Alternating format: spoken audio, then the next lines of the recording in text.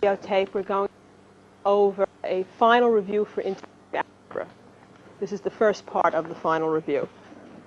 Okay, in the first example, perform the indicated operations. 2x minus y times x squared minus 4xy plus y squared.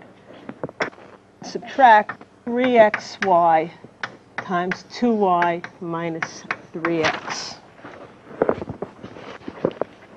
All right. Now, what we're first going to do is perform this multiplication and then that one, and then we're going to combine all the terms, all the like terms. Now, over here we have numerous applications of the distributive law. We're going to break this up. We're going to say this is 2x times x squared minus 4xy plus y squared minus y times x squared minus 4xy plus y squared.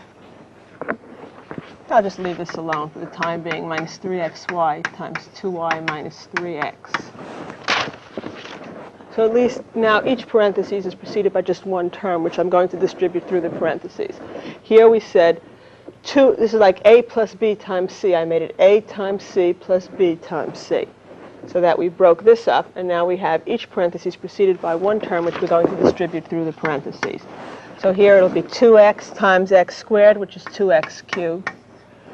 2x times minus 4xy, which is minus 8x squared y. 2x times y squared. Okay, you could say minus yx squared. I'm going to say minus x squared y. In my terms, I'm going to put the constants first, and then I'm going to just write them in alphabetical order. In other words, the x terms and the y terms and the z terms. There's nothing wrong with writing yx squared, but later on when you're trying to combine the like terms, if you have one x squared y and another one yx squared, you're going to have trouble recognizing them. So it's better to just, adopt some convention like constants and then the letters in alphabetical order. Okay, here, plus 4x. Okay, in problem 14, we want to multiply out the following. 2 the square root of x plus the square root of 2 times the square root of x minus 3 the square root of 2. And we're going to do this using FOIL. First, outer, inner, last. So 2 the square root of x times the square root of x for the first terms. For the outer, minus 3 the square root of 2 times 2 the square root of x. Then for inner, the square root of 2. Okay, first was 2 the square root of x times the square root of x. Outer is minus 3 the square root of 2 times 2 the square root of x. Inner is the square root of 2 times the square root of x. And last, the square root of 2 times minus 3 the square root of 2. Let's see what we have now. 2 the square root of x times the square root of x is 2x. The square root of x times the square root of x gives us x. Here we have minus 3 times 2, that's minus 6. The square root of 2 times the square root of x we can write as the square root of 2x. Here we have the square root of 2 times the square root of x is the square root of 2x. And finally here, minus 3 times the square root of 2 times the square root of 2, so minus 3 times 2, or minus 6. So combining, we have 2x minus 6 the square root of 2x plus 1 the square root of 2x is minus 5 the square root of 2x minus 6 for a final answer. It's 3x plus 10 minus x times x minus 5 times x plus 3. And once again, we're going to be using the distributive law several times. Over here, instead of a plus b times c, I'll make it a times c plus b times c. So I will make it x times x squared minus 3x plus 10 plus 5 times x squared minus 3x plus 10. Now minus x times, and I'm going to use this space here to multiply these two binomials. Let's see, using FOIL, first, outer, inner, last. x squared for the first. For the outer, I have plus 3x. For the inner, minus 5x. That's minus 2x. And for the last, minus 15. All right, now 3 more applications of the distributive law. The first time here, I'm going to distribute the x through the parentheses, giving us x cubed minus 3x squared plus 10x. Now, in the second parentheses, distribute the 5 through. We have 5x squared minus 15x plus 50. And finally, distribute minus x through the parentheses. So minus x times x squared, that's minus x cubed. Minus x times minus 2x is plus 2x squared. Minus x times minus 15 is plus 15x. And now we're going to combine the like terms. Let's see, we have, as far as third degree, we have x cubed and a minus x cubed, which cancel each other out. Now let's look at the x squared terms. We have minus 3x squared plus 5x squared. Minus 3 plus 5, that's 2x squared, and 2x squared for a total of 4x squared. Now let's look at the terms involving x. We have a 10x, and a minus 15x, and a plus 15x. Well, the minus 15x and the plus 15x cancel out, leaving us with just the plus 10x.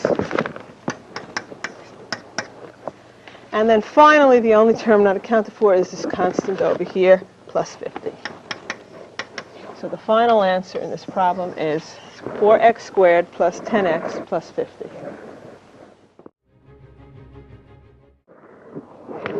Okay, here we want to simplify completely the following. 2xy to the minus 3 power, 4x cubed y quantity squared, and y to the minus 3 power raised to the minus 2 power.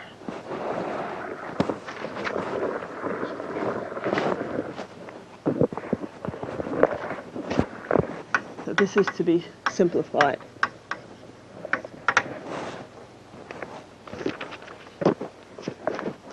All right.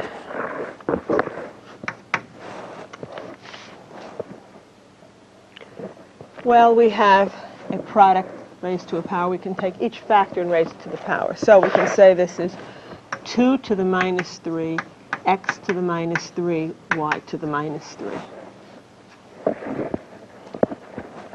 Similar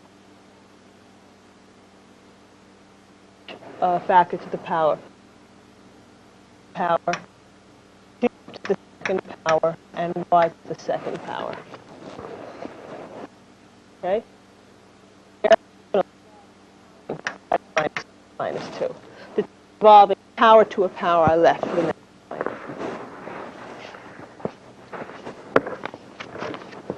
Okay, let's see what we can do. 2 to the minus 3 we can write as 1 over 2 cubed. Let's see. This is x to the minus 3, y to the minus 3, 4 squared. Now, x cubed squared. Here we are taking x to the third power raised to the second power. You multiply the powers here. That'll give us x to the sixth power. You don't add the powers. Okay? X cubed times x squared, that's x to the fifth power. You're multiplying the same base you have, you add the powers. But here it's x cubed to the second power. There you multiply the powers. Y squared. Now here, y to the minus 3 to the minus 2 power. You multiply the powers once again, giving us y to the plus 6.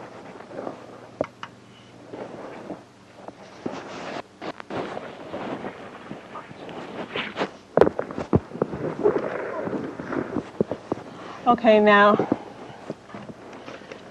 I'm going to work with the constants separately, then the x's, and then the y's. Now, when it came to the 2 to the minus 3, it's going to be a constant. I wrote it as 1 over 2 cubed, so I can, work with this and say 1/8. 2 cubed is 8. The x's I haven't brought down. Say, I could make x to the minus 3 1 over x cubed, but I'm going to save that for later, because maybe when I multiply 2 powers, it'll work out easier this way. For example, if I have x to the a times x to the b, it's x to the a plus b. So there's no real reason to force it downstairs at this stage. Okay, now I want to put the constants first, then the x terms, then the y terms. Let's see what we have. We have 1 over 2 cubed, which is 1/8. And we have 4 squared, which is 16. In other words, that's this one and that's this one. Now what do we have? We have x to the minus 3 times x to the 6th, and y to the minus 3 times y squared times y to the 6th. So let's see. 16 over 8, that's 2. X to the minus 3 times x to the 6 is x to the minus 3 plus 6. And here, y to the minus 3 times y to the 2 times y to the 6 is y to the minus 3 plus 2 plus 6. In other words, you just add, when you're multiplying like bases, you add the powers. You keep the base and add the powers. This gives us a final answer here of 2x cubed. 6 minus 3, that's 3. Y, and here we have 8 minus 3, so 2x cubed, y to the 5th. In problem 4, we want to factor completely. And the problem is this: 12x cubed y squared minus 42x squared y cubed minus 54 xy to the 4th.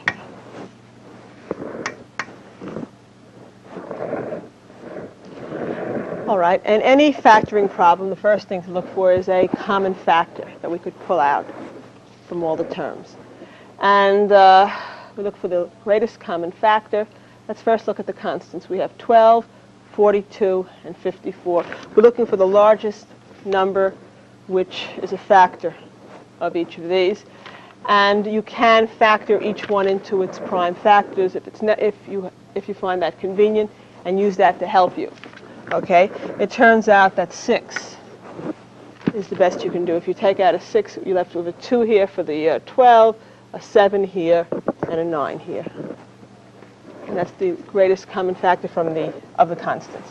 Now we look at the x terms. We have x cubed, x squared, and x. So the most we can take out from the 3 terms is x. And finally, y squared, y cubed, y to the 4th. Y squared is the most that we can take out. That appears in all of the terms. And then we want to, having taken this out from each term, to see what's left. Okay. We have 6xy squared. To get to the 12x cubed y squared, we'd have to multiply the 6 by a 2 to get the 12.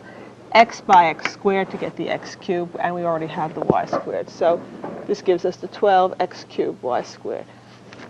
Minus, now, to go from 6 to 42, we need to multiply by 7. To go from x to x squared, we multiply by x. To go from y squared to y cubed, we multiply by y. And finally, minus, now to go from 6 to 54, we multiply by 9. From x to x, we leave it alone. Y squared to y to the 4th, we multiply by y squared. And if you use the distributive law, you can check to see that you've done that correctly. Now it says factor completely. Okay, so we have to make sure that we can't see if we can do anything better on this part here. 6xy squared.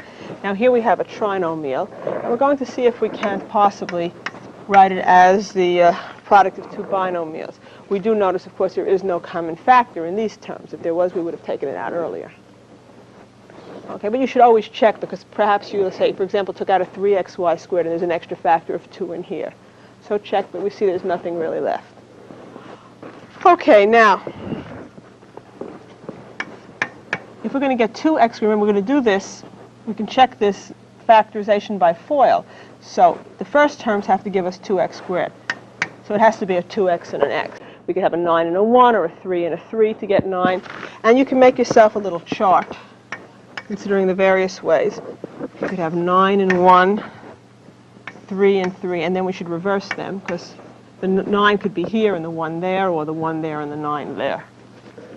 Okay. This way I don't have to consider the 2 and the 1 and the 1 and the 2. I'm considering that fixed, but I'm reversing the other ones. All right, now, I know that whatever I put in is going to have a y also, to get the y squared. Y here and a y there for the y squared. And to make the outer and inner terms both involve xy, which is what I need. Now I see that the product is minus 9y squared, which means I'm going to be making a subtraction table. If you are having difficulty with this factoring, I suggest you go back to the original videotapes on factoring. Okay, now I'm looking for a difference of for the 7xy. Okay, 7 or minus 7, I can take care of the sign later. Okay, and I get it right away. 2 minus 9 will give me the minus 7. So the 2x should be multiplying the 1y, and I should be putting a minus 9 in here and a plus 1 in here. There is 9 and 1, where the 9 multiplies this one, the 2 multiplies that. Let's check this. 2x squared plus 2xy minus 9xy is minus 7xy, and then minus 9y squared. And now we have factored as far as we can. So the answer is this.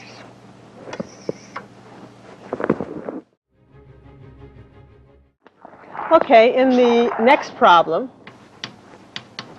example 5, we want to perform the indicated operations and simplify.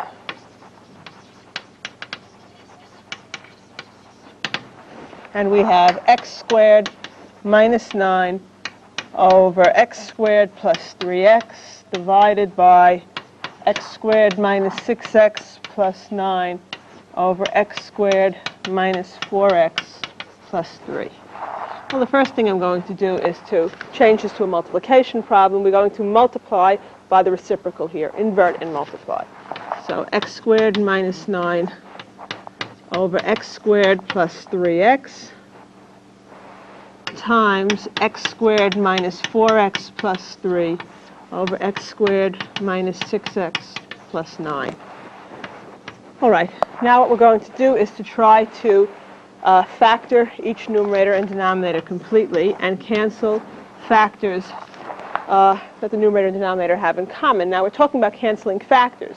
Some people mistakenly think that they can just cancel out the x squareds here and do other simplification like that.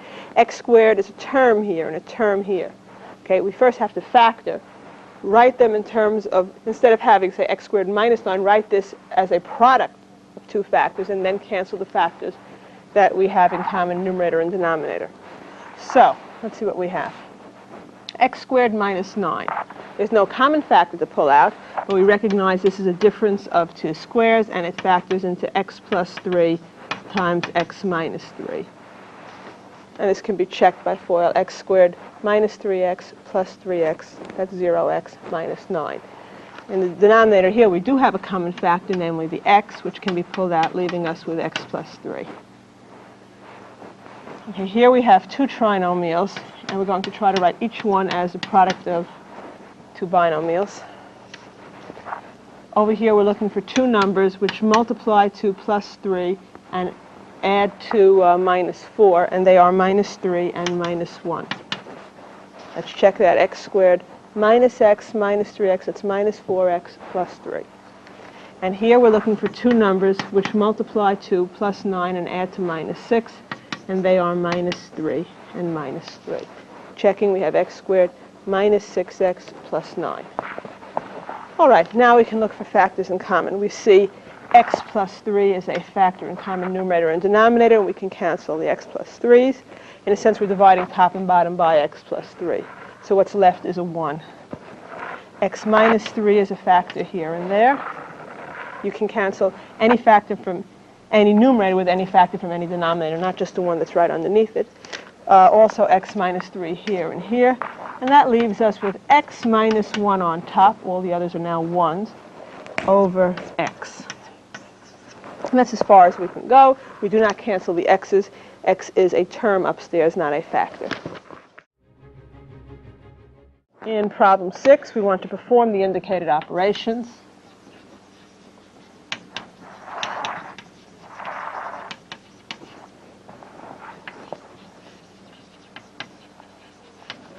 And we have 2 over x minus 3 over x squared times x squared minus 2x over 2x squared minus 7x plus 6. All right. Now what I would like first to do here is to subtract these two fractions, to combine these into one fraction. And then we'll worry about factoring and canceling out common factors and so on. Now we want to add or subtract two fractions. They have to have the same denominator. These fractions don't. So we're going to build a fraction equivalent to this one that has the same denominator. It has the same denominator as this x squared. See, x squared is the LCD here. So we'd like to write this as the 3 over x squared we'll leave alone. 2 over x. Multiplying numerator and denominator by x, we can get 2x over x squared. It's a fundamental principle of fractions. You can multiply the numerator and denominator by the same non-zero quantity and get an equivalent fraction. Now this fraction has the same denominator as that, so we're going to be able to combine them. Here I'm just going to write x squared minus 2x over 2x squared minus 7x plus 6. Okay. Now since they have the same denominator, we can combine these fractions. 2x minus 3 over x squared times x squared minus 2x over 2x squared minus 7x plus 6. And we'd like to factor each of the numerator and denominators as far as they can. Go, okay. 2x minus 3 we'll leave alone. That's as far as we can go with that. X squared, you can write it as x times x or just leave it as x squared. In the upper right here, we have a common factor, x, that can be pulled out, leaving us with x times x minus 2, x squared minus 2x. And over here we have a trinomial, which we want to write as the product of two binomials if possible. Now, I just want to point out that there's a difference between this problem here and the one that we just worked out. In the one that we just worked out, all of the trinomials had lead coefficient of plus 1. And that makes it a little easier. You can just say, I'm looking for two numbers which multiply to plus 3 and add to minus 4. Okay? When the lead coefficient is not plus 1, then you have a little more work involved. Now, I know I'll use 2x and x to make the 2, but 6 is not a prime number, and there are various ways to, various factors of 6. So let's see what we have. We have 2 over 1. We can have 6. We can make it 6 and 1, 3 and 2, 1 and 6, and 2 and 3. And we have to consider the various possibilities. It's going to be an addition table. Okay, since the product is going to be plus 6, either they're both going to be positive or they're both going to be negative, but regardless, the outer and the inner, you're going to be adding. Okay, they're going to have the same sign. All right, now I'm looking for a difference, a sum of 7. 7 or minus 7. I'll have just plus 7, so I'm only working with positives. I'll take care of the minus later. Okay, so here I have 2 times 1 and 6 times 1, that's 8. But here 2 times 2, that's 4, and 1 times 3 gives me the 7. Now, the 2 is to multiply the 2. So since this is an outside position here, I'm going to have to put it in the outside there. And the 1 is to multiply the 3. And they're both to be preceded by a minus sign, so that I will get the minus 7x. Let's check that. 2x squared minus 4x minus 3x. It's minus 7x plus 6. Okay, now let's see what we have. We have 2x minus 3 as a factor, numerator and denominator. X minus 2 is a factor, numerator and denominator. X is a factor, numerator and denominator. Okay, now when I say x is a factor, numerator and denominator, and I've canceled the x's, I've really divided top and bottom by x. So although I haven't written it, okay, it's like there's 1 in each case. Every time I've canceled it out, and x divided by x, I have a 1. Okay, bearing that in mind, even though everything has been canceled out upstairs, we don't have a 0 upstairs, we have a 1 upstairs. And downstairs, everything's been canceled except for this x. So it's 1 over x for our final answer. Don't think of it as 0 over x or 0. The cancellation leaves you with a 1. In 7, I want you to combine into a single fraction and reduce to lowest terms. 10 over x squared minus 1 minus 5 over x squared plus x. Okay, first we're going to combine into a single fraction. I mentioned before with addition or subtraction of fractions you have to have the same denominator. You can combine the numerators and put them over the common denominator. Okay, what we have to do here is to factor each denominator completely and look for the lowest common denominator that we can use. This factors into x times x plus 1. This denominator into x plus 1 times x minus 1. So the LCD, we take each factor the largest number of times it appears in any one denominator. The LCD is x times x plus 1 times x minus 1. And we're going to try to build two fractions equivalent to these, each having the same denominator, namely x times x plus 1 times x minus 1. All right. Using the fundamental principle of fractions, we can, if we get an equivalent fraction if we multiply the numerator and the denominator by the same non-zero quantity. So we say, what do we have to multiply this denominator by to get this? We have the x plus 1 and x minus 1. We have to multiply the denominator by x, so we have to multiply the numerator by x as well. And here we say, what did we do to this denominator to get this one? We multiplied by x minus 1, so we have to multiply the numerator by x minus 1 also. And now we have two fractions equivalent to the ones that we started with having the same denominator. We can combine numerators and put them over the same denominator. So 10x minus 5 times x minus 1 over x times x plus 1 times x minus 1. Now be careful here. Do not get sloppy and leave out the parentheses. Okay? Now let's see what we have. We have to distribute the minus 5 through the parentheses, so we have 10x minus 5x plus 5 over x times x plus 1 times x minus 1. Let's see. Okay, from here I'm going to take it down here. That gives us 10x, let's see, maybe I'll right here. 10x minus 5x, that's 5x plus 5 over x times x plus 1 times x minus 1. And it did say reduce to lowest terms. Okay, so we're not going to leave it. We're going to look, and we see the denominator is factored, but the numerator is not. We can factor out a 5, leaving us with x plus 1, x times x plus 1 times x minus 1. And the x plus 1's cancel. So the final answer is 5 over x times x minus 1.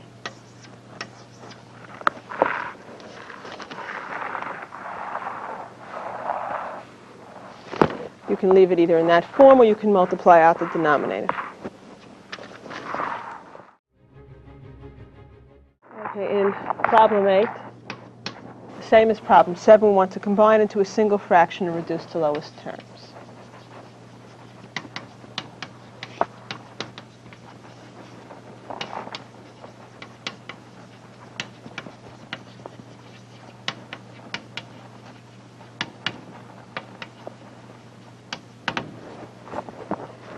We have the following.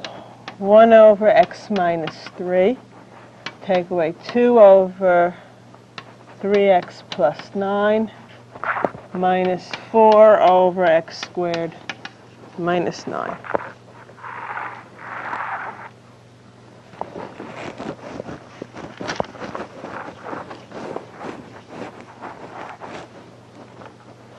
Okay, once again, we're going to factor each denominator completely. This one is factored. Here we can take out a 3, leave us with x plus 3, and this, of course, factors into x plus 3 times x minus 3. So the LCD is 3 times x plus 3 times x minus 3. We're going to try to build fractions equivalent to the ones that we were starting with. each having the denominator x, 3 times x plus 3 times x minus 3.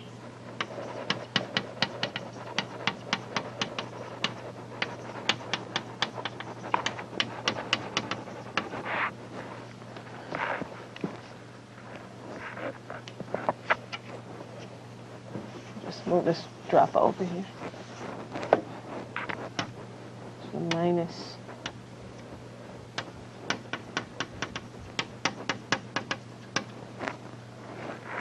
Okay, now,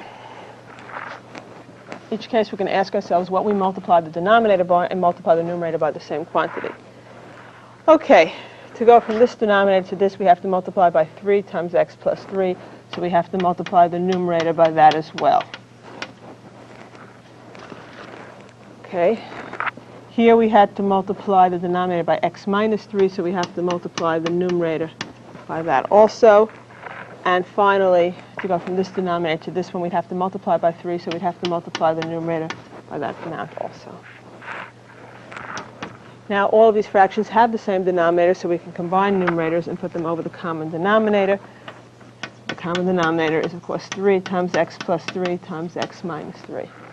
And upstairs, we have 3 times x plus 3 minus 2 times x minus 3 minus 4 times 3.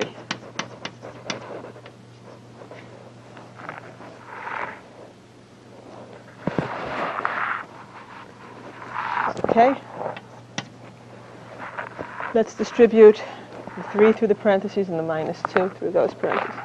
We have 3 times x plus 3 times 3, that is 3x plus 9. Here we have minus 2x. Then minus 2 times minus 3 is plus 6, and then minus 12 over 3 times x plus 3 times x minus 3.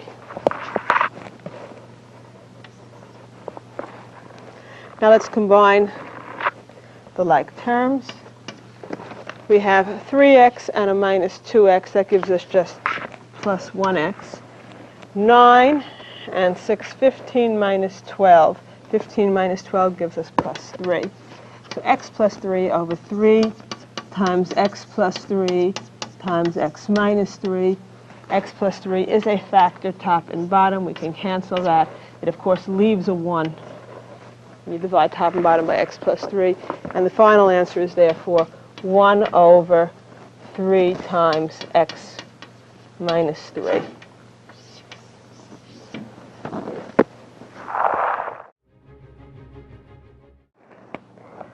Okay, in problem 9, we want to perform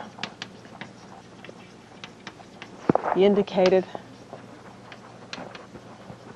operations. And we have 1 over x minus 2 over x squared minus 3 over x cubed divided by 1 over x minus 3 over x squared. We want to simplify this. Okay, now there are 2 ways of handling this problem. Okay, one way would be to handle this. We had an example somewhat similar to this a little earlier, where we had like a 1 over x minus 2 over x squared, and you had to combine first. Okay, we could combine the numerator into one fraction, or add up all these fractions, combine them over the LCD of x cubed, and similarly here, combine these terms over the LCD of x squared. Okay, then you would perform the division. It's this fraction divided by that one. You'd invert and multiply.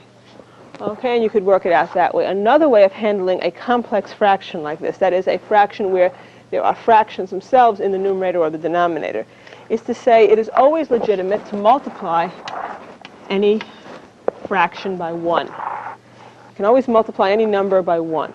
All right? What I'm going to do is multiply by 1 in the form x cubed over x cubed. Okay. Let's first establish that I'm just multiplying by 1, or I'm using the fundamental principle of fractions. That is, I get an equivalent fraction if I multiply the numerator and the denominator by the same non-zero quantity. Now, why did I pick x cubed? I looked for the highest power here of x. See, x In the denominator, it's x squared, but in the numerator, it's x cubed. Now, I cannot multiply the numerator by x cubed and the denominator by x squared.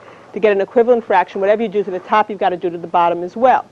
So I looked for the largest, the largest denominator here, the x cubed. Okay, you could say I'm looking for the LCD.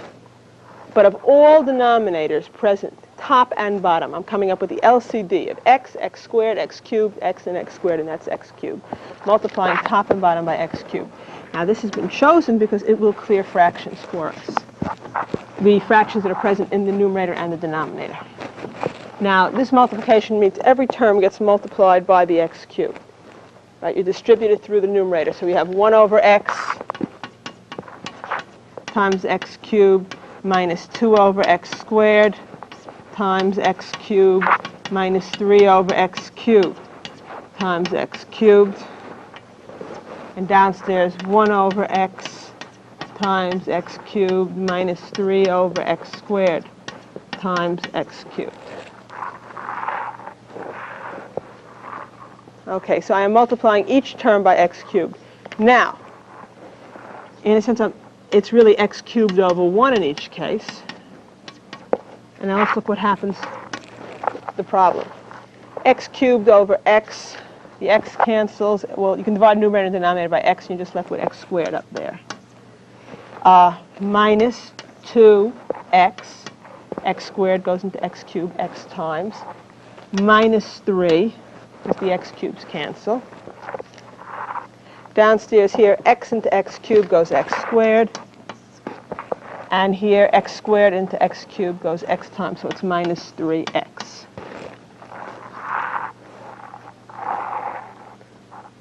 All right, now we're trying to simplify as much as possible in these problems.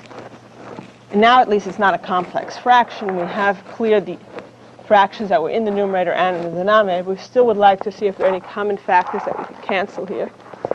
So we factor numerator and denominator completely. The denominator has a common factor of x and leaves us with an x minus 3 when we factor out that x. On upstairs, we can write it as the difference, the product of two binomials. We are looking for two numbers which multiply to minus 3 and add to minus 2.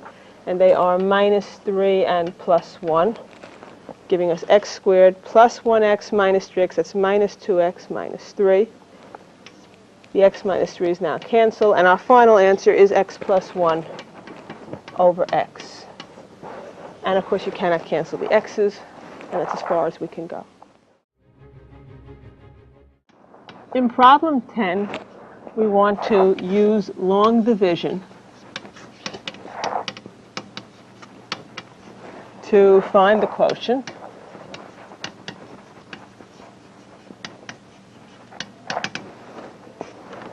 (10x to the 4th plus 9x cubed minus 48x squared plus 8 divided by 5x plus 2.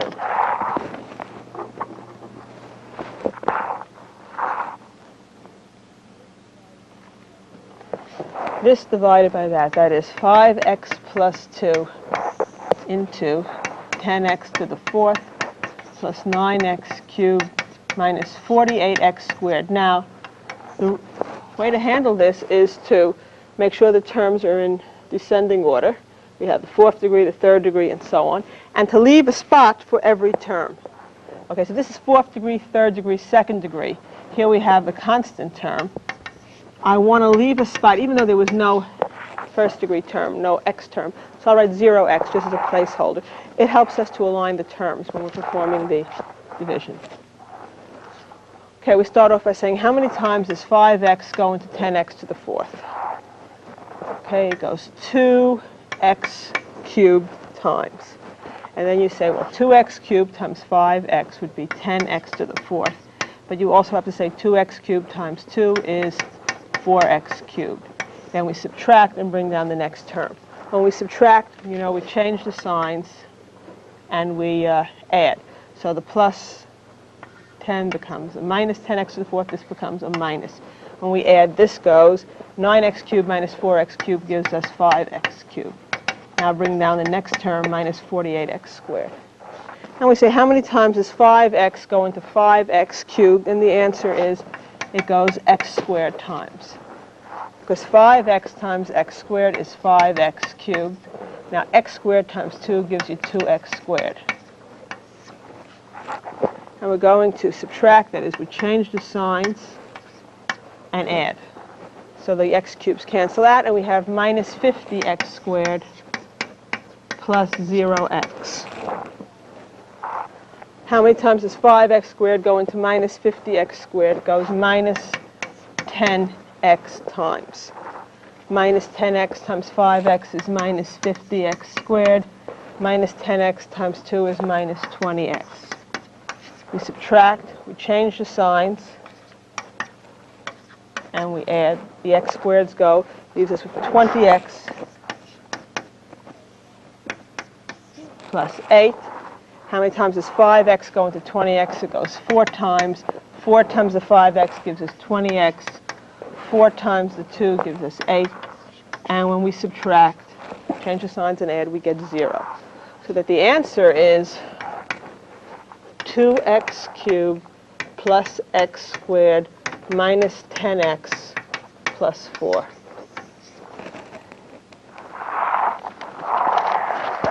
And this could, of course, be checked by multiplication. If 12 divided by 3 is 4, you could check that by saying 3 times 4 is 12. You could check this by multiplying this by this and seeing if you get that.